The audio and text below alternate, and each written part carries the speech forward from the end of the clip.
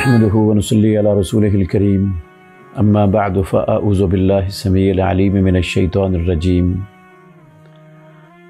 رمضان کے مبارک مہینے کی آمد ہے۔ روزہ شریعت اسلامیہ میں عظیم الشان عبادت ہے،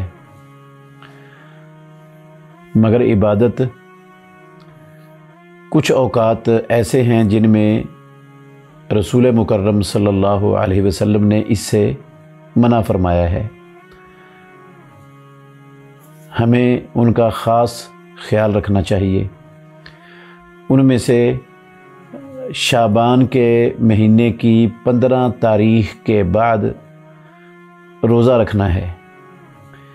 رسول مکرم صلی اللہ علیہ وسلم نے فرمایا، اذا انتصف شعبان فلا تصوموا، سنن ابو داود میں 2337 اور ترمذی میں بھی یہ حدیث موجود ہے۔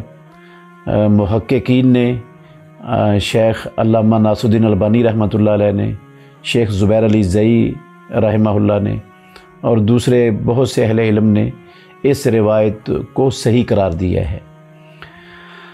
تو آپ نے فرمایا جب شعبان کا نصف ہو جائے تو اس کے بعد روزے مت رکھو۔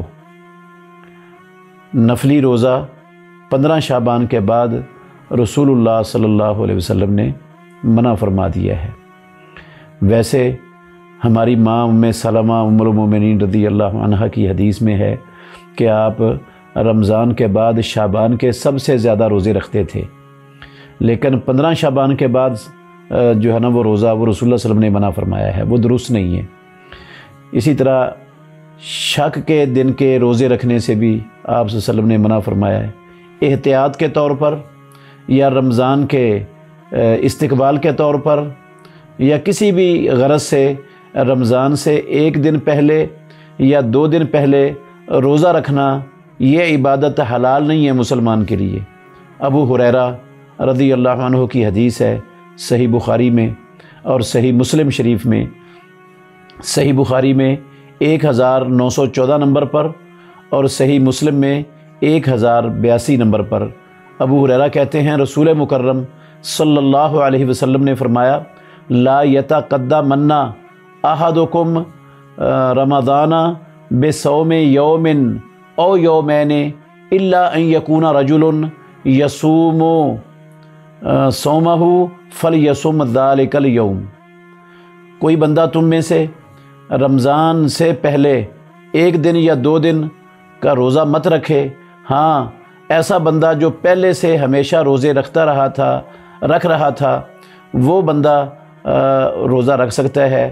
مثال کے طور پر کوئی بندہ صیام داود رکھ رہا تھا تو وہ رکھ سکتا ہے، اس کی عادت ہے صیام داود رکھنا۔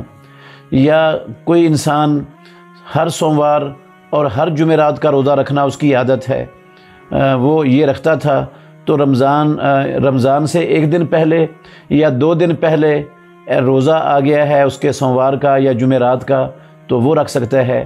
اس کے علاوہ احتیاط کے طور پر یا استقبال کے طور پر رمضان سے پہلے اگرچہ یہ عظیم الشان عبادت ہے لیکن مسلمان کے لیے حلال نہیں ہے۔